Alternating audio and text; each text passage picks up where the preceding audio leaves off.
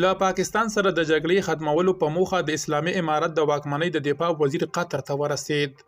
بلخوا د پاکستان یو پلاوی هم دوحې ته د مولا محمد یعقوب مجاهد له پلاوي سره د خبرو لپاره نوموړي هیواد ته روان شوی. د دوی خبرې به جګړه ودروي. بشپړ جزئیات په ویډیو کې تر پایه وګورئ. پاتمنو لیدونکو ستړي مه شئ.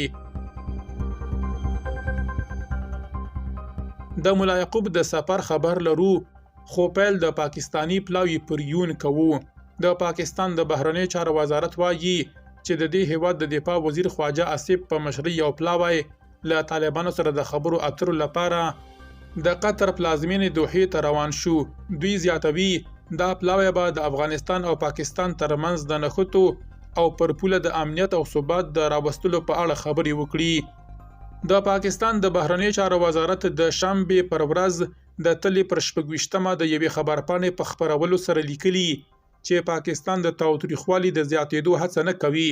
پاکستان له طالبانو غواړي چې له نړیوالې ټولنې سره خپل ژمنې پوره کړي او د TTP په ګډون د نورو ترهګرو ډلو پر ضد اقدامات وکړي او د دغه هیواد مشروع امنیتي اندېښنو ته رسیدنه وکړي. په خبرپاڼه کې زیاته شوې چې پاکستان د قطر د منځګړیتوب له هڅو ستاینه کوي او هیله لري چې دا خبرې اترې په سیمه کې له سولې او ثبات سره مرسته وکړي.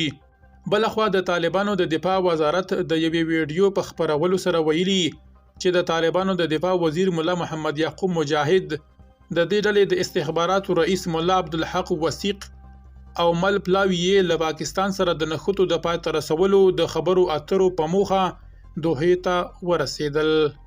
درنو لیدونکو له مالتیا مو مننه.